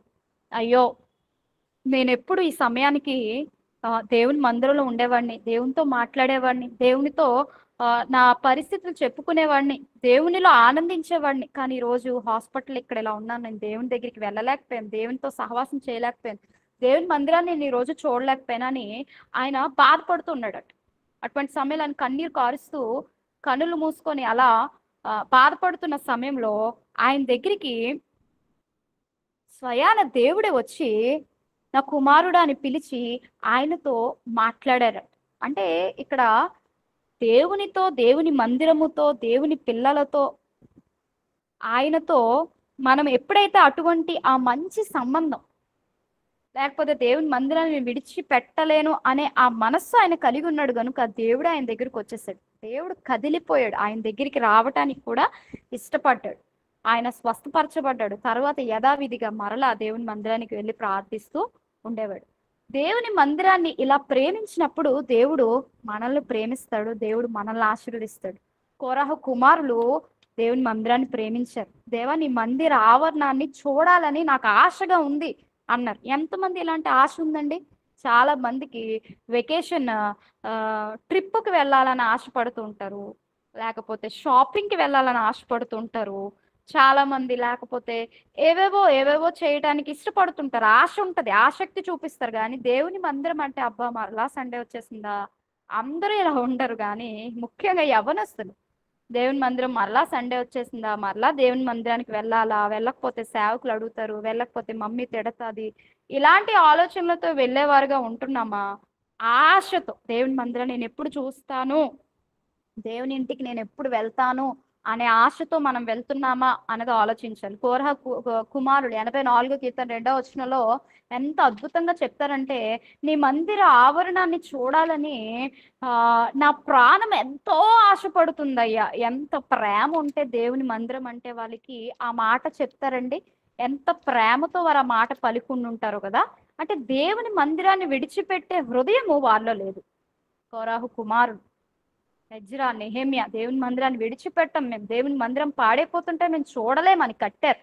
అంతేకాదు, మొదటి సమూయేలులో మనం చూస్తాం, ఇద్దరు భార్య భర్తలు. ఎవరు వారు అంటే ఎల్కానా, పెనిన్నా, హన్నా. వారు ఏం చేస్తారు, ఏటేటా దేవుని మందిరానికి వెళ్తూ ఉంటారు. ఎందుకంటే దేవుని దర్శించటానికి, దేవుని దర్శనాన్ని పొందుకోవటానికి. అప్పట్లో మందిరాలు దూరం వల్ల, పరిస్థితులు అనుకూలించకపోవడం వల్ల సంవత్సరానికి ఒకసారి వెళ్ళేవారు. ఆ సంవత్సరానికి ఒక్కసారి ఎలా అయినా మిస్ అవ్వకుండా వారు వెళ్ళేవారు. అలా సమూయేలు పుట్టడానికి గల కారణము, హన్నా ఆ దేవుని మందిరములో ప్రతి ఏటా వెళ్ళి ఒక సంవత్సరము కన్నీరు విడిచి నాకు కుమారునివ్వు, మరుసటి ఏటకు నాకు కుమారునివ్వని ఆ దేవుని మందిరములో అంగలార్చుట ద్వారా ఇశ్రాయేలు చరిత్రలోని గొప్ప ప్రవక్త, సమూయేలు వంటి గొప్ప ప్రవక్త ఇశ్రాయేలు దేశంలో, ఇశ్రాయేల్ చరిత్రలో మనం చూడం. అటువంటి గొప్ప ప్రవక్తను ఆమె కనగలిగింది. అటువంటి గొప్ప ప్రవక్తను ఆమె గర్భము ద్వారా దేవుడు అనుగ్రహించాడు అంటే దానికి కారణము దేవుని మందిరంలో ఆమె కాచిన కన్నీరు. నేను ఒక్క మాట చెప్తాను ఏంటంటే, మన ఇంట్లో మనం ఎంత కన్నీరు కాచినా, మన ఇంట్లో కన్నీరు కాచిన కన్నీరు ఒక ఎత్తు అయితే, దేవుని మందిరములోనికి మీకు ఎప్పుడైనా హృదయం బాధగా భారంగా ఉన్నప్పుడు, ఇంట్లో కూడా చాలా సార్లు నాకు మా ఇంట్లో చర్చి పైనే ఉంటుంది కనుక చాలా మార్లు హృదయం కలవరమైనప్పుడే కాదు, ఎప్పుడైనా దేవునితో మాట్లాడాలనుకున్నప్పుడు చాలా సార్లు దేవుని మందిరంలోనికి వచ్చి మాట్లాడినప్పుడు ఆ తర్వాత కలిగే ఆ అనుభవము అద్భుతంగా ఉంటుంది. దేవుని మందిరంలోనికి వచ్చి మన పరిస్థితి, మన కోడు చెప్పుకున్నప్పుడు ఆ ధైర్యం వేరేలా ఉంటుంది, ఆ భరోసా వేరేలా ఉంటుంది. దేవుని మందిరంలో దేవుని పిల్లలు, దేవుని ప్రజలు ఉండి ఆరాధించే, దేవుని ప్రసన్నత ఉండే, దేవుని అభిషేకం, దేవుని బలమైన తాకిడి ఉండే స్థలము దేవుని సన్నిధి, దేవుని మందిరం. దేవుని మందిరానికి వెళ్ళి ప్రార్థించే అలవాటు కూడా మనం చేసుకోవాలి. ఒకవేళ మందిరాలు మీకు దగ్గర అయితే తప్పకుండా మీరు దేవుని మందిరానికి వెళ్ళి మీ విన్నపాలు దేవుని సన్నిధిలో విన్నవించుకుంటే, మీ కష్టాలను గురించి, మీ పరిస్థితులు దేవుని సన్నిధిలో, దేవుని మందిరంలో మీరు పెట్టగలిగితే నిజముగా దేవుని సమాధానాన్ని మనం పొందుకుంటాం. ఎక్కడ ప్రార్థించినా దేవుడు వింటారు. కానీ దేవుని మందిరములో హన్న ప్రార్థించింది అద్భుతమైన బహుమానాన్ని పొందుకుంది. అంటే దేవుని మందిరానికి ఉన్న ఆ విశిష్టత, ఆ ప్రత్యేకత అంత గొప్పది కనుక మనము దేవుని మందిరాన్ని ఎప్పుడు విడిచిపెట్టకూడదు. ఎంత బిజీ షెడ్యూల్ అయినా దేవుని మందిరాన్ని విడిచిపెట్టడానికి ఎవ్వరు సాహసించకండి. ఎంత వీక్గా ఉన్నా, ఎంత బలహీనంగా ఉన్నా ఓపిక తెచ్చుకొని దేవుని మందిరానికి వెళ్ళటానికి ప్రయత్నించండి. ఇంకా లేవలేను అన్న పరిస్థితి అయితే తప్ప దేవుని మందిరాన్ని ఎవరు విడిచిపెట్టద్దు. అటువంటి తీర్మానం మీరు తీసుకోండి. వ్యక్తిగతంగా నేను సాక్ష్యం చెప్పగలను ఏంటంటే, ఒక్కొక్కసారి నేను సిక్ అవుతూ ఉన్నప్పుడు, బలహీనం అవుతున్నప్పుడు, దేవుని మందిరానికి ఇంక వెళ్ళలేను, ఇంకా చాలా వీక్గా ఉన్నాను కదా అని అనుకున్నప్పుడు, కొన్నిసార్లు ఇంట్లో వాళ్ళు కూడా బాగా వీక్గా ఉన్నావు కదమ్మా, రెస్ట్ తీసుకో అని అన్ని సందర్భాలు ఉన్నప్పుడు కూడా నేను లేవలేను, నన్ను ఇంకొకళ్ళు మోసుకొని వెళ్ళాలి అన్నప్పుడు తప్ప నేను దేవుని మందిరాన్ని విడిచిపెట్టను అనే ఆ తీర్మానం నేను గట్టిగా తీసుకున్నాను. అందుకే మా మందిరంలో 2 ఆరాధనలు జరుగుతాయి. 2 ఆరాధనలకు ఎలా లేదన్నా మస్ట్ అండ్ షుడ్ నేను ఉండటానికి ఇష్టపడతాను. ఎప్పుడైనా బలహీనం అయితే తప్ప, ఎంతో బాగోకపోతే తప్ప ఎప్పుడు నేను మిస్ అవ్వలేదు. ఎప్పుడో ఒక్కసారి మిస్ అయ్యాను. అంటే మీరందరూ కూడా దేవుని మందిరాన్ని విడిచిపెట్టడానికి ఇష్టపడకూడదు. యవనస్తులైతే మీ మందిరంలో 2 ఆరాధనలు అయితే, 3 ఆరాధనలు అయితే, అన్ని ఆరాధనలకు ఏకీవించడానికి మీరు ఇష్టపడండి. ఏదో ఒక్క ఆరాధనకి వెళ్ళి నా పని అయిపోయింది అన్నట్లుగా కాదు. కానీ ఎన్ని ఆరాధనలు మీ మందిరంలో జరుగుతున్నాయో, ఒకవేళ ఒక్క ఆరాధన జరుగుతుంది, మొట్టమొదటిగా వెళ్ళండి, ఆఖరి వరకు ఉండండి, దేవుని మందిరంలో పరిచయం చేయండి, దేవుని మందిరంలో పని చేయండి. అంటే దేవుని మందిరంలో నుండి వచ్చే ఆశీర్వాదం, ఆ దీవెన గొప్పది. దేవుని మందిరంలో నివసించేవారు ధన్యులు, ఎందుకంటే దేవుడే వారిని బలపరుస్తాడు. దేవుని మందిరం యొక్క విశిష్టత, ప్రాముఖ్యత మనం గ్రహిస్తే నిజంగా మనము ఆశీర్వదించబడతాం, దీవించబడతాం. దేవునితో ఉన్న ఆ ఆత్మీయ సత్సంబంధాన్ని, దేవుణ్ణి మనం విడిచిపెట్టకూడదని నేను చెప్పాను. రెండవదిగా, దేవుని పిల్లలు మరియు దేవుని సేవకులతో ఉన్న సంబంధాన్ని, సహవాసాన్ని విడిచిపెట్టకూడదు. మూడవదిగా, దేవుని మందిరాన్ని మనం విడిచిపెట్టకూడదు. నాలుగవదిగా, సామెతల గ్రంథము 4వ అధ్యాయము 13వ వచనం. సామెతల గ్రంథము 4వ అధ్యాయము 13వ వచనం.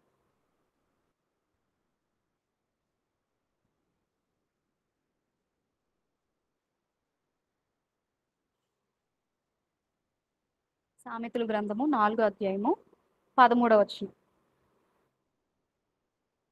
ఉపదేశమును విడిచిపెట్టక దాన్ని గట్టిగా పట్టుకొనుము. ఇక్కడ మనం చూస్తే ఉపదేశాన్ని విడిచిపెట్టక, ఉపదేశం అంటే దేవుని మాటే. అంటే దేవుని మాటను, దేవుని శాసనాలను, దేవుడిస్తున్న ఉపదేశాన్ని మనం ఏం చేయకూడదంటే విడిచిపెట్టకూడదు. దేవుని ఆజ్ఞలు మనం ఏం చేయకూడదంటే విడిచిపెట్టకూడదు. చాలా సార్లు మనము వింటా ఉంటాం దేవుని మాట, విన్నంత వరకు వింటాం. చాలా వరకు చాలా మంది చక్కగా వింటారు, గంటలు గంటలు వాక్యాలు చెప్పినా కొంతమంది అద్భుతంగా వింటారు కానీ అది ఆచరణలో పెడతారా అంటే, ఆ ఉపదేశాన్ని వారు వినిన దాన్ని అంగీకరిస్తారా అని మనం ఆలోచిస్తే చాలా వరకు చాలా మంది వాక్యాన్ని వింటారు కానీ ఆ వాక్యాన్ని అంగీకరించేవారుగా ఉండరు. కానీ వినిన వాక్యము అంగీకరించి యాక్సెప్ట్ చేసి మన జీవితాలకు అది అప్లై చేసుకుంటే, యాక్సెప్ట్ చేసి అప్లై చేసుకుంటే అది నిజంగా మనకు ఫలాన్ని ఇస్తుంది, మేలు చేస్తుంది. అందుకే ప్రభువారు విత్తువాని ఉపమానం చెప్తూ ఏమంటారు, విత్తనాలు విత్తుతున్నప్పుడు త్రోవ పక్కన కొన్ని విత్తనాలు పడతాయి, ముండ్ల పొదల్లో కొన్ని విత్తనాలు పడతాయి, రాతి నేలలో కొన్ని విత్తనాలు పడతాయి, మంచి నేల మీద కూడా కొన్ని విత్తనాలు పడతాయి. ఈ మంచి నేల మీద పడిన విత్తనాలు ఏమవుతాయి అంటే ఫలిస్తాయి అని. అంటే మంచి నేల మీద పడిన విత్తనాలు ఎలాంటి వారు అంటే, అక్కడ ప్రభు ఎంతో చక్కగా చెప్తారు. మార్కు సువార్త 4వ అధ్యాయము 20వ వచనంలో మనం చూస్తే ఒకసారి చూద్దాం. మార్కు సువార్త 4వ అధ్యాయము 20వ వచనం.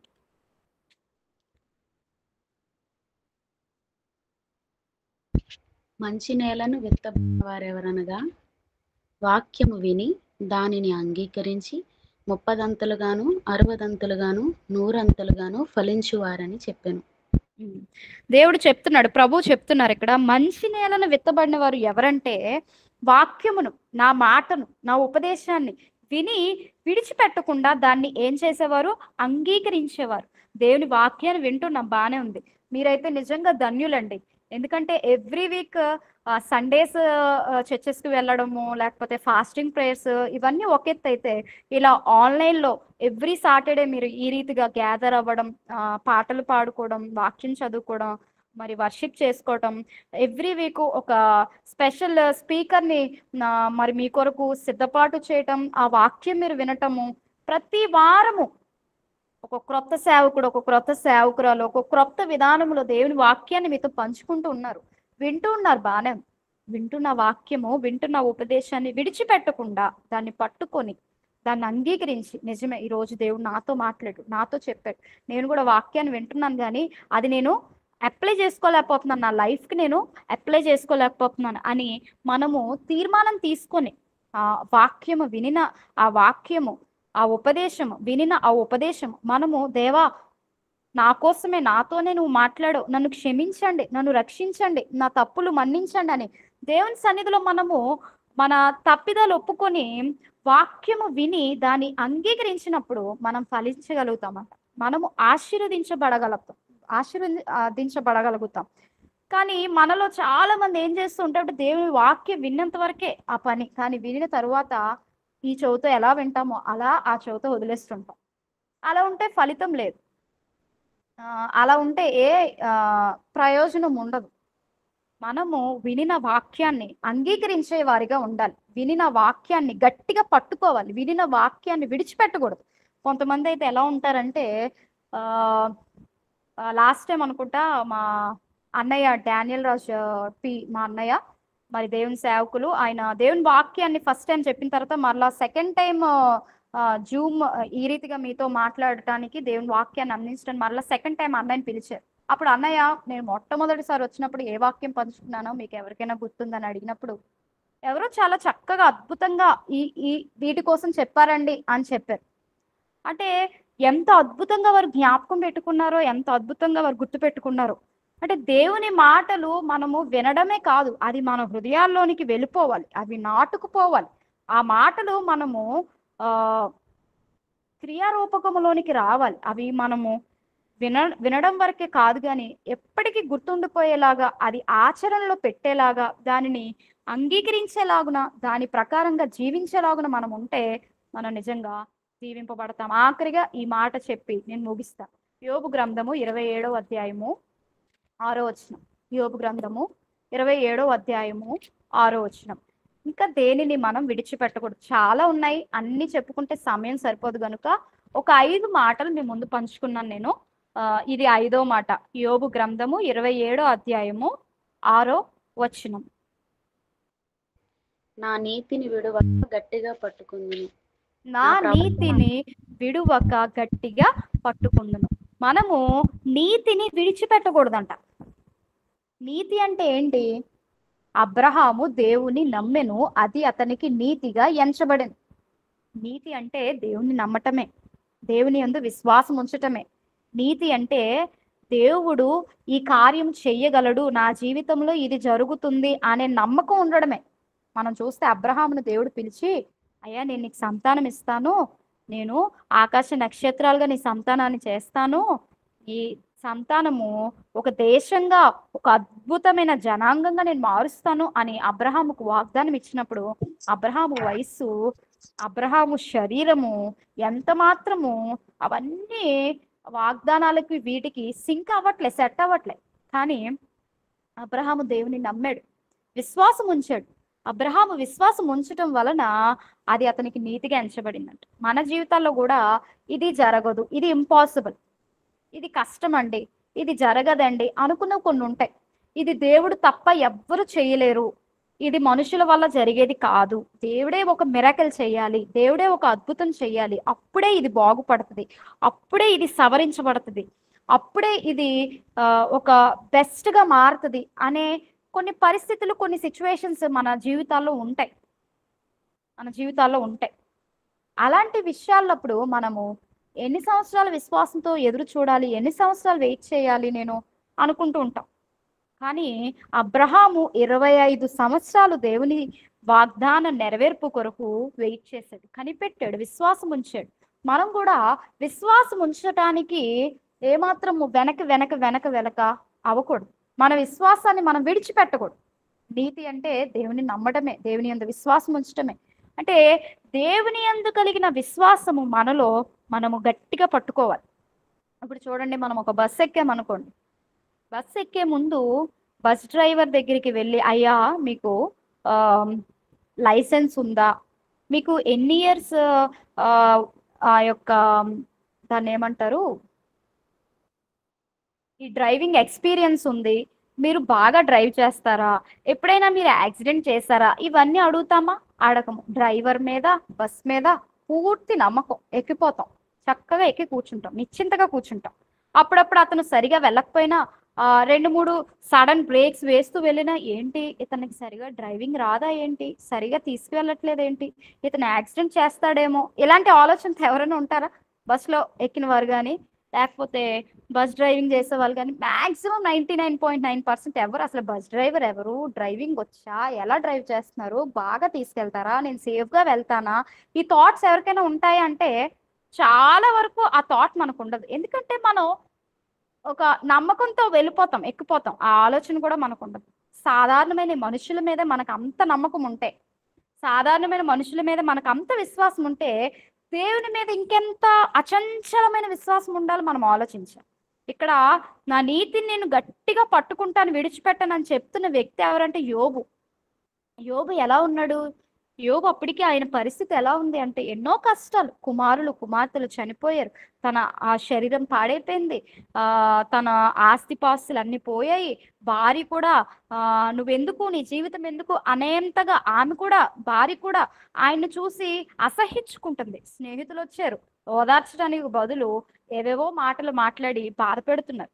ఇవన్నీ పరిస్థితుల్లో యోబు ఒక్క చిన్న తప్పు కూడా చేయలేదు. దేవా ఎందుకయ్యా ఇంత అన్యాయం చేశావు అని అడగలేదు కదా.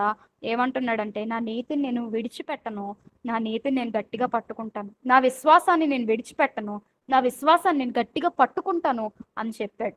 అంత గొప్ప విశ్వాసం ఉంది కనుక యోబు, దేవుడే యోబు కోసం వచ్చేసాడండి.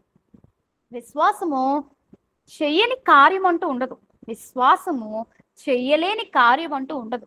అది ఎంత కష్టముగా అసాధ్యముగా ఉన్నా దేవుడు చేస్తాడు, సాధ్యపరుస్తాడు, కార్యం చేస్తాడు. కాకపోతే విశ్వాసం ఉండాలి.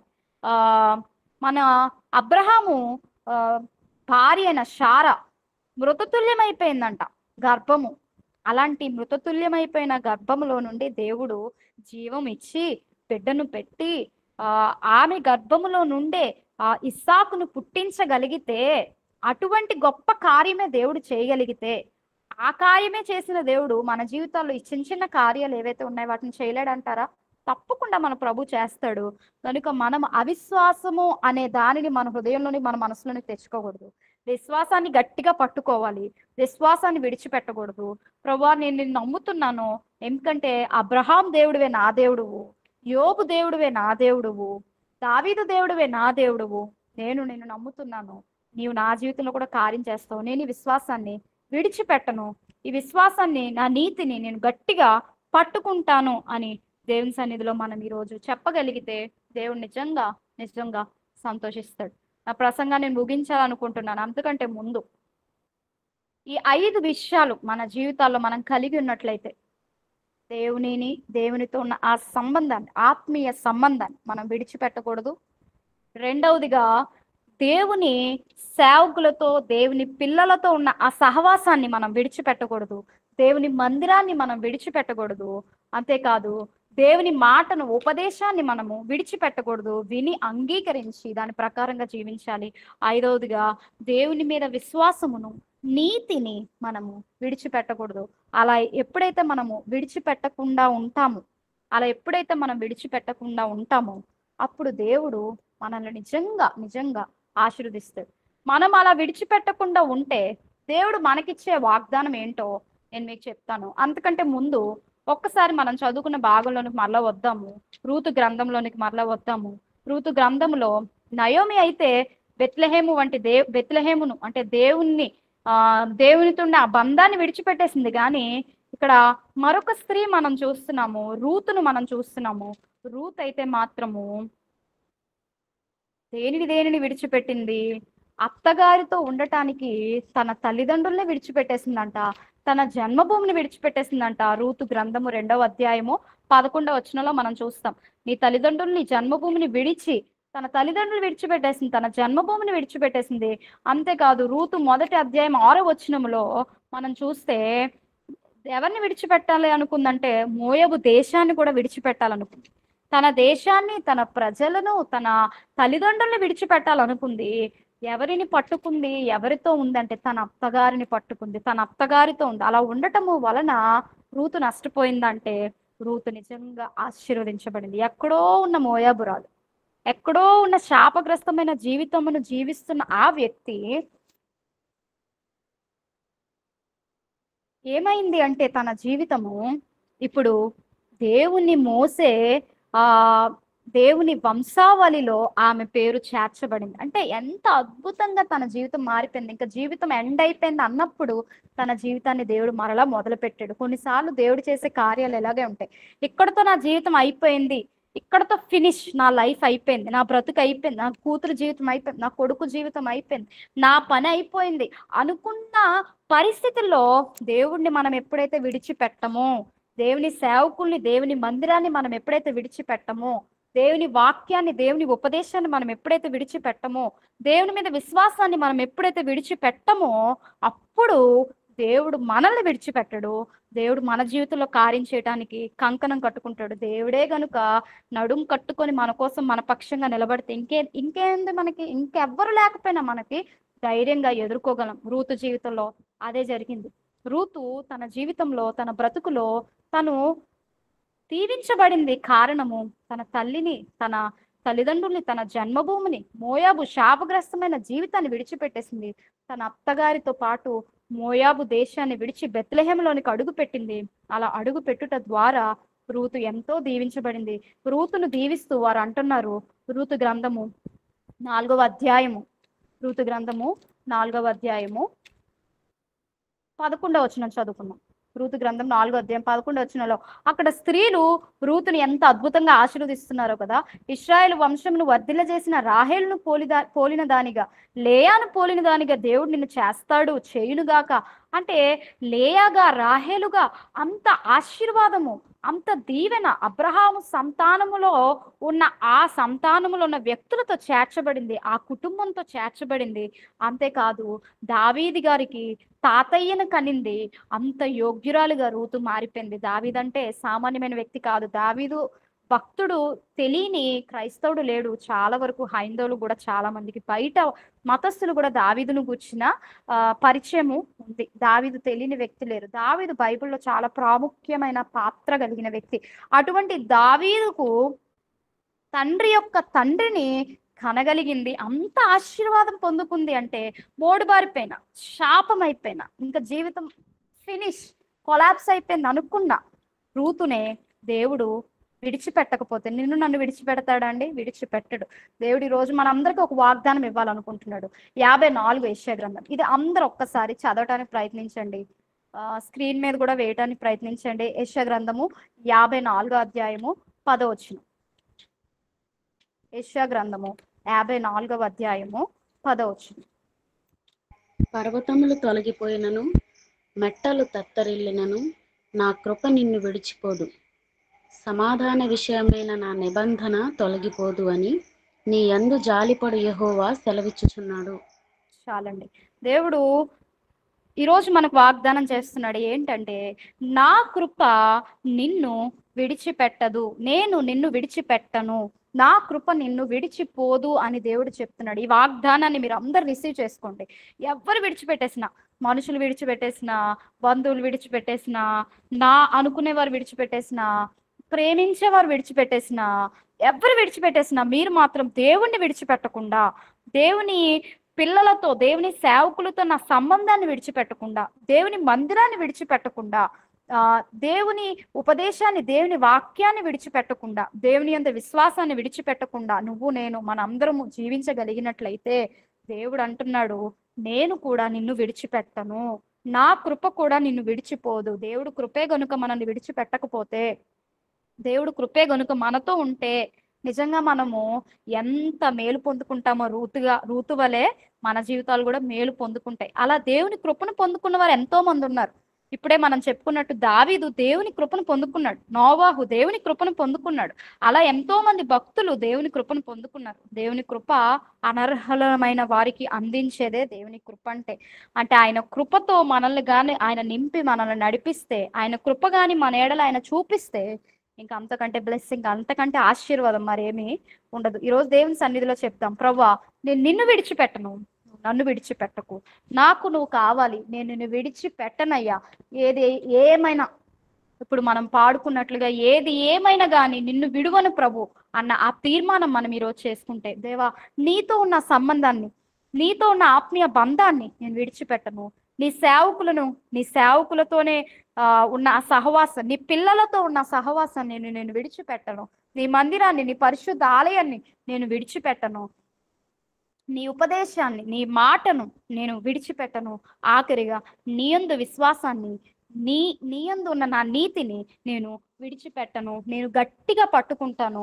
నాకు సహాయం చే, అలా నేను విడిచిపెట్టకుండా నీ కోసం బ్రతకటానికి నాకు సహాయం చే అని దేవుని సన్నిధిలో మనం అడుగుదామా? ప్రవ్వా, నీ కృప నన్ను విడువ, నీకు నన్ను విడిచిపెట్టకు ప్రవ్వా అని దేవుని సన్నిధిలో ప్రతి ఒక్కరము కళ్ళు మూసుకున్నట్లయితే దేవుణ్ణి ఒక్కసారి మనం సమీపిద్దాం. దేవుని సన్నిధిలో ఒక్కసారి అడుగుదాం, ప్రభా పరిస్థితులు ఎలా ఉన్నా నా విశ్వాసాన్ని నేను విడిచిపెట్టనయ్యా. అబ్రహాము ఎలా అయితే విశ్వాసాన్ని విడిచిపెట్టకుండా కదలని వాడిగా పట్టు వదలని విశ్వాసంతో ఉన్నాడు, అలానే నేను కూడా విశ్వాసాన్ని పట్టు వదలక విడిచిపెట్టక, నేను నిన్ను నమ్ముతున్నాను, నువ్వు కార్యం చేస్తావని నేను నమ్ముతున్నాను, నేను విశ్వాసాన్ని విడిచిపెట్టను, నేను నిన్ను విడిచిపెట్టను, నీ సేవకుల్ని నీ మందిరాన్ని నేను విడిచిపెట్టను, నీ వాక్యాన్ని నేను విడిచిపెట్టను. కష్టాలు వచ్చాయని ఆనాడు నయోమి తన కుటుంబము కరువు వచ్చిందని బెత్లెహేమును విడిచిపెట్టేసినట్లుగా నేను విడిచిపెట్టనయ్యా. విడిచిపెడితే నష్టపోతాను, నేను విడిచిపెట్టను. రూతు వలె లోకాన్ని, పాపాన్ని, శాపాన్ని, లోక సంబంధమైన వ్యక్తులను విడిచిపెడతాను కానీ ఆ నయోమి వలె దేవుని పిల్లలను, దేవుని పిల్లలతో నా సహవాసాన్ని, దేవుణ్ణి నేను విడిచిపెట్టేవాడిగా ఉండను. ఒకవేళ ఇప్పటికే విడిచిపెట్టి దూరంగా వెళ్ళిపోయి ఉంటే దేవుని సన్నిధిలోనికి ఒక్కసారి వచ్చి మరలా పాపాలు ఒప్పుకొని దేవునితో కనెక్ట్ అయ్యి, దేవా నా జీవితం ఇదిగో అయ్యా, ఇదిగో నేను నిన్ను విడిచిపెట్టను, నీవు నన్ను విడిచిపెట్టకని ఆ ఒక్క తీర్మానం మనం తీసుకుందాం. ఈరోజు దేవునికి ఒక్క మాట చెప్దాము, దేవా నన్ను విడిచిపెట్టకు, దేవా నన్ను వదలకు, దేవా నన్ను విడువకు అని దేవుణ్ణి అడుగుదామండి. దేవుణ్ణి అడుగుదాం. దేవుని తోడు మనకి ఈ లోకంలో ఎంతో అవసరము, మనుషుల తోడు కాదు. ఈ లోకంలో అందరూ ఏదొక్క సందర్భంలో, ఏదొక్క విషయంలో, ఏదొక్క సమయంలో మనం విడిచిపెడతారు. మనం ఒంటరి వారిగా ఉండాల్సిన సమయం, సందర్భం ఉంటుంది. మనం ఒంటరి వారిమే. దేవుని తోడు మనకు అవసరము, దేవుని తోడు మనకు కావాలి. కనుక దేవుని తోడును మనం అడుగుదాం. ప్రభువా నీవు నాతో ఉండయ్యా, నీవు మాతో ఉండండి అయ్యా, మమ్మల్ని విడిచిపెట్టకండి అయ్యా. మీరు మాతోనే ఉంటారు కానీ మేము కూడా మీతోనే ఉండటానికి, మిమ్మల్ని విడిచిపెట్టకుండా గట్టిగా పట్టుకోవటానికి మాకు సహాయం చేయ ప్రభు అని దేవుని అడుగుదాం. దేవుని సన్నిధిలో మొరపెడదాం, దేవుని ప్రార్థిద్దాం.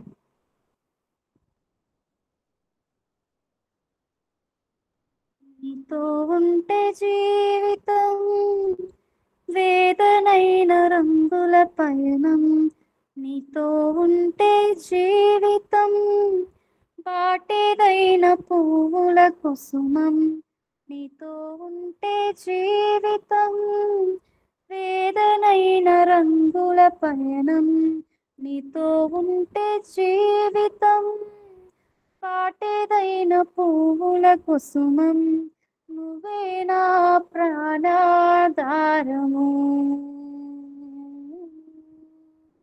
నువ్వే నా జీవాధారము, నువ్వే నా ప్రాణాధారము, నువ్వే నా జీవాధారము. నువ్వే లేకపోతే నేను జీవించలేను, నువ్వే లేకపోతే నేను బ్రతుకలేను,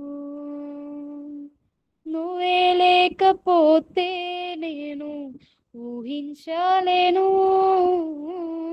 నువ్వే లేకపోతే నేను లేనే లేను. నేను విడచిన క్షణమే ఒక యుగమై గడిచే నా జీవితము, చెదరిన నా బ్రతుకే నేను వెతికే నీ తోడు కోసం.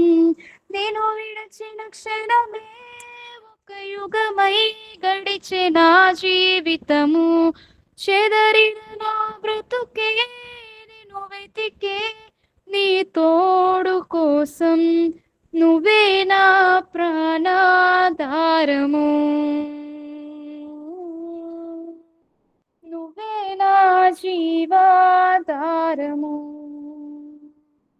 నువ్వే నా ప్రాణాధారము, నువ్వే నా జీవాధారము.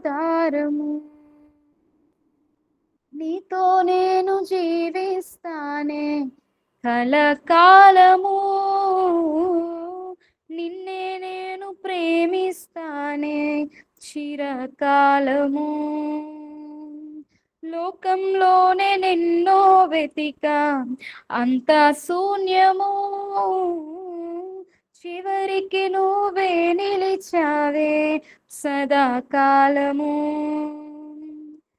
నేను విడువను దేవా నా ప్రభువా నా ప్రాణనాథా, నీ చేతితో మలచి నన్ను విరచి సరిచేయునాదా.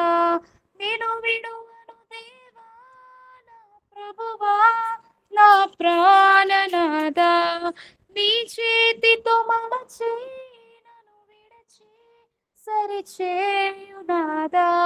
నీవే నా ప్రాణాధారము, నువ్వే నా జీవాధారము. ఒక చిన్న తీర్మానం తీసుకుందాం. దేవా, నిన్ను విడిచిపెట్టను, నీతో నా జీవితాంతం నీ తోడు నాకు దయచే ప్రభు అని ఒక చిన్న తీర్మానం తీసుకుందాము. ప్రతి ఒక్కరు కళ్ళు మూసుకుందాం, ఒక చిన్న ప్రార్థన చేసుకుందాం. దేవునితో ఈ మాట చెప్దాం, నేను నిన్ను విడిచిపెట్టనయ్యా, నీ కృప కూడా నన్ను విడువనీకు, నీవు కూడా నన్ను విడువకయ్యా అని ఒక చిన్న తీర్మానము, ఒక చిన్న మాట దేవునితో మనం చెప్దాం. ఒక చిన్న మాట దేవునితో చెప్దాం. ఈ మాట చెప్పకుండా ఎవ్వరు వెళ్ళిపోకండి దయచేసి. ప్రతి ఒక్కరు, దేవా నీవు నన్ను విడిచిపెట్టకు, నీవు నన్ను విడిచిపెట్టకు, నేను కూడా నిన్ను విడవకుండా నిన్ను గట్టిగా పట్టుకునే హృదయం నాకు ఇవ్వని దేవుణ్ణి అడుగుదాం. ప్రార్థన చేసుకుందాం. పరిశుద్ధుడా, కనికరం కలిగిన దేవా, మహోన్నతుడా, మీకు వందనాలయ్యా. దేవ, ఈ రాత్రికాల సమయంలో ఇవి మాట్లాడుతూ వచ్చిన ప్రార్థనను బట్టి మీకు స్తోత్రాలయ్యా. నువ్వు మాట్లాడే దేవుడు, నిన్ను స్తుతిస్తున్నాం. ఆనాడు ప్రభు నయోమి తన భర్త తన బిడ్డలు బెత్లెహేములో కరువు కలిగిందని బెత్లెహేమును విడిచిపెట్టేశారయ్యా. బెత్లెహేమును విడిచి మోయాబు దేశాన్ని